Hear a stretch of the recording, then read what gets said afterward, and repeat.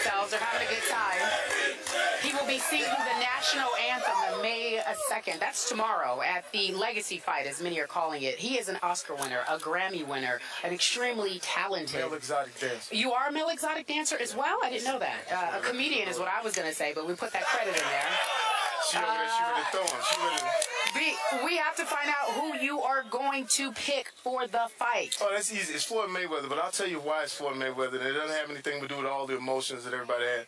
I've been a Floyd Mayweather fan for years, like over probably 15, huh? Can you hear me? Yeah, we can hear you. 15 years. What I believe in the fight has to do with simply boxing. There's something what you call when the fighter has it taken out of him. I think Pacquiao shouldn't have fought Marquez 3 times. If I was handling Pacquiao, we don't fight that dude. The fourth time. Fourth time, however many times it was, because when he fought Marquez, it took it out of him. And when you fall forward, when you get hit and fall forward, that's hard to come back. Because I've never seen that. You know what I'm saying? I've never seen, and then you fall. I've never seen anybody fall forward. So this is a mismatch. I think it's a mismatch, but I think it's going to be a great fight. But I think people will be surprised on how Floyd fights him. I think Floyd will stand in the middle of the ring because I think that he knows that this is his defining moment. This is the time, and I think it's the right time to have the fight. But I think that, you know, without all the clowning, I'm joking away like it, but I just think that that Pacquiao's a good fighter, great fighter. I just think that Marquez took it out of him, and I think when you have something traumatizing like that, that's hard. So you think Mayweather can beat Pacquiao at his own game, which is exchanging punches? You think Floyd's going to exchange with Manny? I think a lot of people were shocked and surprised that Floyd was a little bigger than Pacquiao as well. So you got to look at it like this. When I look at Pacquiao, I look at Sugar Shane Mosley. To me, it was a really formidable opponent for someone like Floyd. When you look at young Zab Judah, that's when he was real. I just think that just boxing, no emotions. When you look at what Pacquiao went through, that's hard to come back from. And that's like post-traumatic stress. Because I'm serious. It's like, and think about it. All great fighters have never been knocked out before. That's how you determine how great they are. I've seen Floyd tested. Floyd told me himself, Sugar Shane, he got me. He got me right there. He got me. But you know what happened after the second round? He was able to take that punch. And like I know, there's a lot of boxers that are champs never get tested like that. I think he's been tested, and I think it's going to be a fantastic night, and the after party's going to be crazy.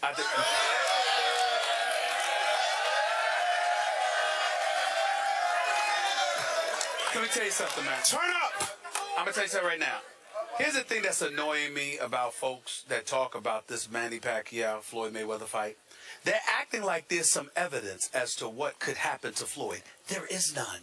Yeah. There is none. I'm sitting there going like this. All right, Sugar Shake, yeah, he caught me. That's exactly what he said. Yeah, he caught me. We get that. He got me on that. He got me right there. I give it to him. Right. He got that punch. That's right. That's it. What happened, J. Fox? You see what happened in the second round, though. That's right. Exactly.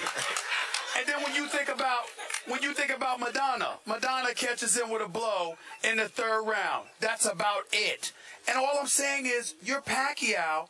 What are you bringing? That Zab Judah, that Sugar Shane Mosley, and those boys taking nothing away from him. Taking nothing from Pacquiao. I do a lot of joking and clowning. I take nothing away from that guy. He's fantastic for what he did for his country. He's a senator. He can sing. He can sing? He can. He can sing. He has his own song, his own walkout song. It's great. You love it. There are plenty of people in the world who have their own song and can't sing. What? He can sing. He can sing. Not bad. Not bad. I like to sing a song. Do we have the song, guys? Take time to sing. All right, let's leave it there. Jamie Foxx is going to hang around with us for another segment. When we go to break, the Jabberwockies, ladies and gentlemen, the world's famous dance crew. They perform 5 days a week at the Luxor. Take a look at them as we head to break. We'll be right back in just a few moments. We're at the crowd. We have the Jabberwockies. There they are. We missed them. World famous dance crew. We found them. They performed 5 5 days a week at the Luxor. They're performing now for us here at the MGM Grand. Chaos! But it's fun. Jamie Foxx has an album. Yeah, I'm so happy to be here. Thank you. May 18th, his album is available on iTunes. You want to tell us a little bit about that? I got an album coming out May 18th. I haven't. I hate to plug this. No, you don't. I hate to plug it, but I have to. May 18th, I got an album coming out. It's real hot music. It's called Hollywood: A Story of a Dozen Roses. There's a track on there called Like a Drum. I believe music is about being in the bedroom on the dance floor. Like a drum is in the bedroom. So play that record around somebody that you trust, because the next time you gotta see, you gotta still be able to look at them eye to eye. But the record is really great. PG-13, Disney. Here we go. So let's talk about Cowboys. My goodness, that's what we do. Go ahead. I didn't know. That's okay. I'm so sorry. So, Jamie Foxx, while I'm sick and tired of listening to all these Mayweather fans out here, we have a whole bunch of Dallas Cowboy fans. Thank you.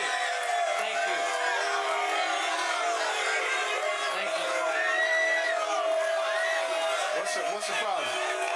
And for those who don't remember, Jamie Foxx, born and raised in the state of Texas, Terrell, Texas. Right outside of Dallas. Dallas Cowboy fan, born and bred. All my life. How close do you feel they are right now to winning a Super Bowl? If I could speak honestly, I think that we have the right system now for Tony Romo to flourish. Tony Romo, I'll speak honestly. Tony Romo, I'll speak honestly, Steven. I'm gonna speak honestly though. I don't feel that Tony Romo has the type of caliber as a quarterback to be those type of quarterbacks when you talk about the Tom Brady's and so forth. Okay. However, I believe that the system that we found this past year, with a little more running back, a little more given to the running back, and allowing Tony Romo to function in a smaller capacity, meaning not putting everything on him, because we've done that a few times and we've lost that way. And I can speak honest about my team because I was there when it was Bob Lilly, Mel Renfro, Tony Hill, Butch Johnson, Preston Pearson, Jules Pearson, Scott Laidlaw. I've been there since. Understand that, Stephen A. Smith. I can sit here and talk Stephen A. Smith. You can't be kidding me with this Dallas Cowboy. Oh, I'm so sick of it. I can't believe he's talking all of this about. That's a cross between you and Michael Irvin. And I'm trying to tell you what's going on right now. I'm tell you right now. And you gotta do that because, I'll tell you right now, he's gonna be right there. And he's gonna be there. One day he's gonna be there. I'm telling you, that's what it's gonna be. I'm telling you. You gotta understand the Cowboy.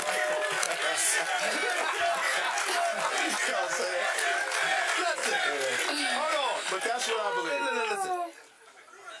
I think it's absolutely disgusting that it is May. It is not September, no, October, November, December. Just damn sure ain't January, because we wouldn't be talking about the Cowboys then either. But the point that I'm trying to make is this. It is amazing to me that in Las Vegas, where we are talking about championship as in a championship fight, that the Dallas Cowboys are a part of the discussion. They ain't win nothing in 17 years. Y'all think y'all make me sick with this Cowboys stuff. You and Kevin Hart and Skip Bayless and all of yous out there. I mean, isn't America supposed to be about winners? Shut up. Come on. Please.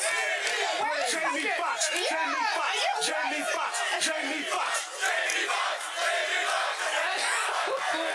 What is happening?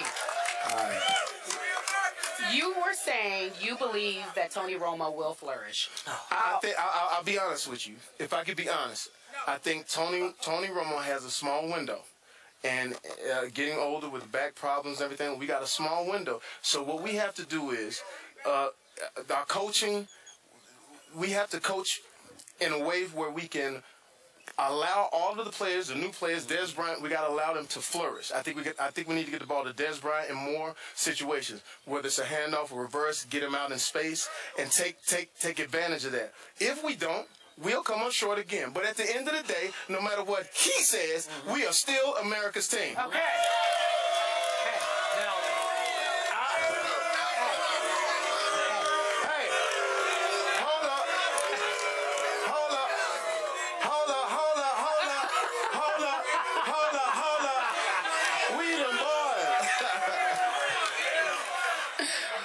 Jamie Foxx, you do realize that our running back is now a Philadelphia Eagle, and I'm talking about DeMarco Murray. Does that concern you at all? I think it concerns me because I think what you do have to have is, and like I said, I love the Dallas Cowboys. I love Jerry and all them. Hold on, man. I got to be able to come back to the stadium. You Jamie Foxx. You ain't supposed to need that to come back to the stadium. Hey, man, I still But I will say this. It worries me in the fact that we had consistency, and it worries me in the fact that if we would have kept with for 2 years that dose, I think we would have really went a long way and actually went to the Super Bowl. But now we got to figure it out, and those guys that have been picked got to make it happen. I want America to know that I was not informed that any Cowboy stuff would be discussed today. Yeah. No one knew. They didn't tell me. They kept it Who from was me. your team? I wouldn't have allowed it. Who was your team? The Cowboys are irrelevant right now. Giants. We're talking championships. The Cowboys are not allowed in championship discussions. Why is that? Wait. You realize our ratings just went through the roof because we were talking Cowboys? Exactly. Thank you. Through the roof. Through the roof. Ladies and gentlemen, please give it up for Jamie Foxx. We gotta go. Chaos here, folks. On the road to Vegas. The fight is officially happening. Because Vegas is here and we're in Vegas. We'll be right back. In just a few moments, we'll have our final thoughts. He won't be on the here. fight. He will not. But you're gonna get that.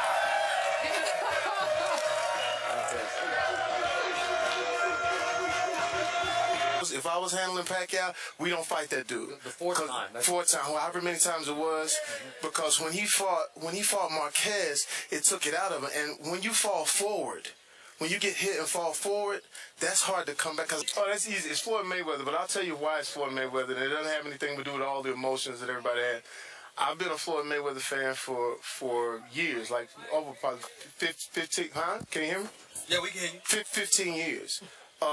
What I believe in the fight has to do with simply boxing. There's something what you call when the fighter has it taken out of him. I think Pacquiao shouldn't have fought Marquez 3 times. If I was The crowd, they're enjoying themselves. They're having a good time.